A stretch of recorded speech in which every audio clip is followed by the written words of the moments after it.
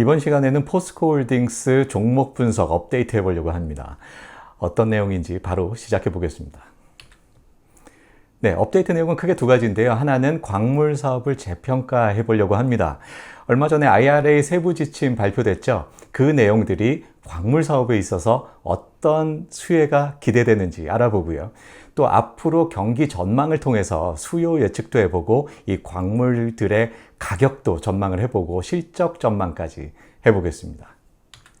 자, 다음은 밸류에이션 방법론을 좀 바꿔봤습니다. 지난 시간에는 PBR 밸류에이션을 기본으로 하고요. 여기에 광물 관련 신사업 가치를 더하는 방식으로 밸류에이션을 했는데요. 이번에는 각 사업들 또 자회사들의 가치가 꽤나 부각되고 있고 또 면밀하게 따져볼 필요도 있어 보여서 거기에다가 여러분들이 자회사 가치는 왜 반영 안 해? 이런 오해들도 좀 하시더라고요. 순자산 가치 이미 다 PBR 밸류에이션에 포함이 되어 있죠. 이런 오해도 불식시킬 겸 해서 밸류에이션 방법을 SOTB 방법으로 바꿔봤습니다. 각각은 다 EV, EBITDA 밸류에이션을 하고요. 지금부터 자세한 내용 알아보겠습니다. 자, 먼저 광물 사업의 재평가 알아보겠습니다. IRA에 대해서 소개를 좀 해드려야 될 것 같은데요. IRA 보조금은 전기차 구매 시 7,500불의 세액 공제를 해주겠다라는 내용이 핵심입니다. 핵심 광물 조건이 있고요. 부품 조건이 있어요. 각각의 조건을 만족시키면 각각 3,750불씩 절반씩 줘서 총 7,500불의 세액 공제 혜택을 준다. 이런 내용인데요. 자, 핵심 광물은 광물 2차 전지 관련 50여 종의 광물이 모두 포함됐고요. 그리고 구성 물질이라고 해서 양극재, 음극재, 음극박, 호일, 전해염 등이 이 핵심 광물로 포함됩니다. 그리고 부품은 양극, 음극, 전극, 그리고 분리막, 액체, 고체, 전해질, 셀, 모듈 등인데요. 이러한 것들을 대상으로 해서 특별한 조건들이 있고 이 조건들을 만족시키면 세액 공제해준다. 이런 내용입니다. 그 각각의 조건들을 좀 볼까요? 먼저 핵심 광물인데요. 핵심 광물은 부품에 비해서 예외 조항들이 많습니다. 그래서 좀 여유가 있어요. 생산국은 꼭 미국일 필요가 없고요. 미국과 FTA를 체결했거나 아니면 준용국이어도 되는데요. 준용국이 뭐냐면 FTA까지는 아니더라도 이 광물 관련해서 어떤 특별한 협정을 맺었다. 그러면 준용국이 되고 이 준용국에서 생산한 광물들도 이 IRA 세제 혜택 대상이 된다. 그런 얘기입니다. 적용률은 지금 당장 40% 이상 이런 나라들로부터 생산된 것들을 배터리에 적용해야 됩니다. 그리고 해마다 10%씩 증가해서 2026년까지 80%를 적용을 해야 되고요.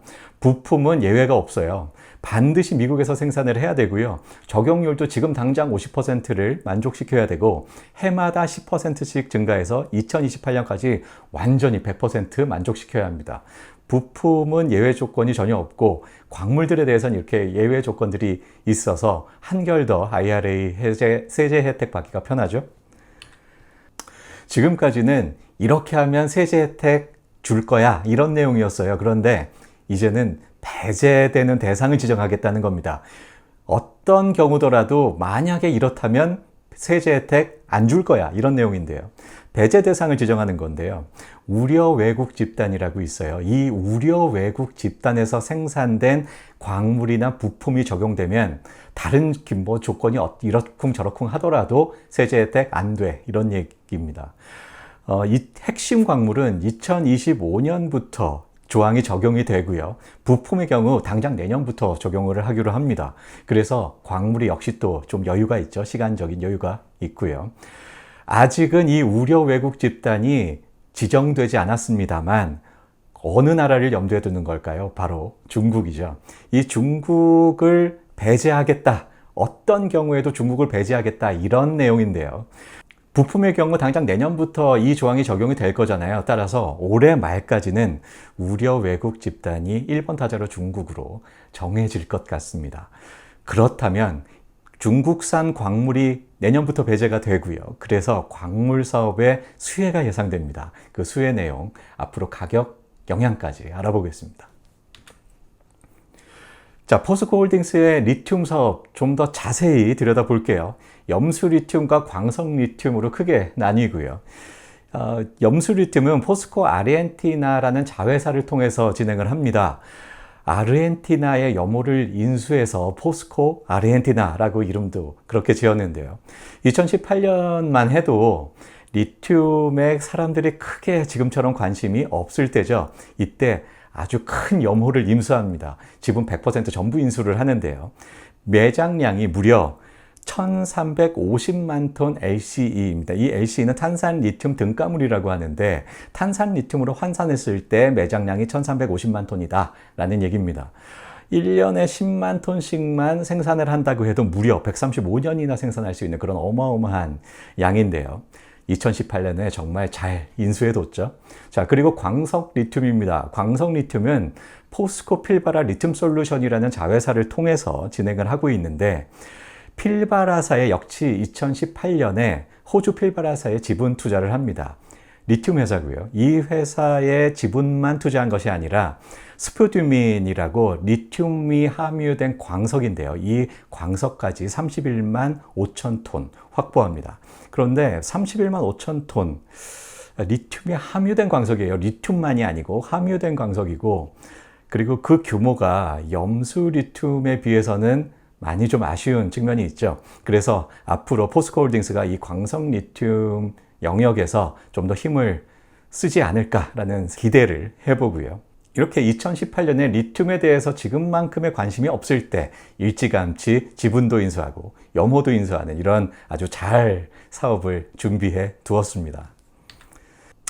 2023년 올해가 리튬 사업의 원년이다 라고 할 수 있을 것 같습니다. 바로 수산화 리튬을 처음 생산하게 되는데요. 광석 리튬을 통해서 수산화 리튬을 4만 3천 톤, 연간 4만 3천 톤의 생산 캐파를 갖는 공장을 준공하게 됩니다. 광양 율촌 단지의 생산 설비를 갖게 되고요. 그리고 내년에는 염수 리튬 생산 시설을 갖게 되는데요. 수산화 리튬으로 연 5만 톤의 생산 캐파를 갖고요. 위치는 아르헨티나입니다. 이 위치가 중요하죠. 앞서서 광물의 생산 지역이 IRA의 대상이냐 아니냐가 결정이 되잖아요. 아르헨티나는 불행히도 미국과 FTA가 체결되어 있지 않습니다. 그런데 우리나라는 FTA가 체결되어 있죠. 그래서 광석 리튬의 경우에는 그 대상이 됩니다. 그런데 염수 리튬은 좀 어렵네요. 그리고요, 염수 리튬은 2028년까지 연간 12만 톤까지 생산 캐파를 확대하겠다라고 밝히고 있습니다. 기존 염호에서 5만 톤을 2024년부터 생산하겠다라고 했잖아요. 이 캐파를 점진적으로 늘려서 10만 톤까지 확대를 하고 추가로 염호를 발굴해서 2만 톤의 추가 캐파를 확보하겠다라고 하고 있고요. 그리고 광석 리튬의 경우는 2028년까지 현재 4만 3천 톤에서 15만 톤까지 늘리겠다라고 하고 있습니다만 이 늘리는 것이 쉽지 않을 것 같습니다. 이 광산 지분을 추가로 확보하거나 오프테이크를 추가로 확보해서 이 광석을 추가로 확보해서 10만 7천 톤을 추가 확보하겠다라고 하고 있는데 이제는 리튬 다들 사활을 걸고 있잖아요. 그래서 만만치 않은 여정이 예상되는데요. 자, 염수 리튬의 경우에는 아르헨티나에서 생산하잖아요. 그래서 FTA도 체결되어 있지 않고 또 준용국도 아닙니다. 그래서 IRA의 세제 혜택 대상이 되질 않죠. 그런데 아르헨티나도 이 IRA에 대해서 대비를 할 테고요. 그래서 FTA까지는 아니더라도 준용국 지위는 갖게 되지 않을까. 미국과 광물 관련 협정을 체결함으로써 준용국이 되는 것을 기대해 보고요. 그리고 광석 리튬의 경우에는 우리나라에서 생산하기 때문에 FTA를 체결하고 있는 우리나라는 IRA의 세제 혜택 대상이 될 수 있겠습니다. 자, 앞으로 리튬 사업 전망을 좀 생각을 해볼게요. 이 리튬 사업을 전망하기 위해서는 경기 전망도 필요하고요. 또 앞으로 금리 기조가 어떻게 될지, 가격은 또 어떻게 변할지 등등을 좀 고민을 해봐야 됩니다. 2023년 올해는요, 가격이 현재 40kg당 수산화 리튬 가격이 40불이 조금 넘는데 40불 선에서 유지되지 않을까 생각해 봅니다. 그리고 미국의 고금리 기조는 계속해서 올해 유지가 되고 그래서 환율은 좀 불안정한 그런 상황이고요. 자, 2024년 내년은 고금리로 인한 경기 침체가 우려됩니다. 그래서 수요는 최근에 수요가 감소하면서 가격이 좀 내려온 측면이 있는데 더더욱 내려가서요. 이게 IRA로 인해서 중국이 배제되고 가격 상승 효과가 있겠습니다만 이거보다 경기 침체 효과가 더더욱 영향을 크게 미쳐서 가격은 킬로그램당 20불대까지 떨어지지 않을까라고 예상을 해보고요. 여기에 미국이 이 경기 침체로 인한 내년부터는 금리 인하 기조로 전환되지 않을까 기대해 봅니다. 그래서 경기가 어느 정도는 방어가 되고 환율도 안정된다라고 가정을 했고요. 2025년은 이 저금리 기조로 인한 경기가 회복되고 또 2025년에는 신차 출시가 많이 예정이 되어 있습니다. 그래서 수요가 증가하는 측면이 또 있고요. 여기에 IRA로 인한 중국 배제 효과가 더해져서 가격은 상당히 회복한 킬로그램당 30불 정도의 순환 리튬 가격을 보일 것이다 라고 예상을 합니다. 미국의 금리 인하 기조가 계속되고 경기가 이것으로 인해서 회복이 되고 환율도 하락할 것이다 라고 예상했고요. 2026년에는 경기가 계속해서 상승할 것이다 라고 전망했습니다. 수요는 계속해서 증가하고요. 여기에 또 IRA 중국 배제 효과가 더해지면서 가격은 더더욱 상승해서 킬로그램당 40불 선까지 상승하지 않을까 예상을 합니다. 미국의 금리 인하 기조는 계속해서 지속될 것으로 보이고요. 그래서 경기가 상승하고 환율은 안정될 것이다 라고 예상했고요. 앞서서의 금리, 경기, 또 가격 전망 등을 반영해서 실적 전망 한번 해보겠습니다. 리튬 사업의 실적 전망이고요. 여기에 추가로 그 가정을 더해보면 캐파가 확대되는 목표가 순차적으로 달성된다라고 가정을 했습니다. 여기에 가동률도 점진적으로 상승한다라고 했어요. 캐파가 확대됐다고 해서 가동 바로 100% 되는 거 아니죠. 점진적으로 상승을 한다라고 생각을 했고요. 여기에 2024년 내년에는 공급망 문제가 상당히 회복될 것이다 라고 내다봤습니다. 이 공급망 문제는 뭐냐? 우크라이나 전쟁 때문에 이 공급망이 붕괴가 됐고요. 그래서 가격이 크게 치솟은 측면이 있습니다. 광물 가격들이요. 그런데 내년에는 그 공급망 문제가 상당히 회복되면서 가격이 많이 안정화되고 거기에 경기 침체까지 더해지면서 가격이 많이 떨어질 것이다 라고 예상을 했던 건데요. 이런 효과가 계속해서 더해진다 라고 가정했습니다. 이런 가정들을 통해서 그 리튬 사업의 실적 전망을 해보면요. 올해 2023년에는 4만 3천 톤의 캐파를 갖는다라고 말씀드렸죠. 실적은 좀 미미하고요. 적자가 예상됩니다. 이 적자는 영업이익 기준으로 내년까지 이어질 것으로 보이고요. 그런데 2026년에는 크게 매출이 증가해서요. 캐파는 12만 톤, 매출은 4조 7천억 원, 영업이익은 2조 5천억 원 전망했습니다. 업데이트 두 번째죠. 밸류에이션 해보겠습니다. 지난 시간에는 PBR 밸류에이션을 기본으로 했고요. 철강 등 기존 사업의 가치를 PBR 밸류에이션을 하고 여기에 리튬 같은 신사업 가치를 추가로 더해서 총 목표 지총을 설정해 봤는데요. 그런데 이 PBR 밸류에이션의 순가장 가치를 보면 자회사 가치들이 다 포함이 되어 있죠. 그런데 자회사 가치 다 어디 갔어? 이렇게 좀 오해들도 하시더라고요. 이런 오해도 불식시키고 그리고 각각의 자회사들의 가치도 면밀하게 좀 반영을 할 필요가 있어서 밸류에이션을요. 각각의 신사업들 자회사 가치 정밀하게 반영하는 SOTP 방법으로 바꿔보았습니다.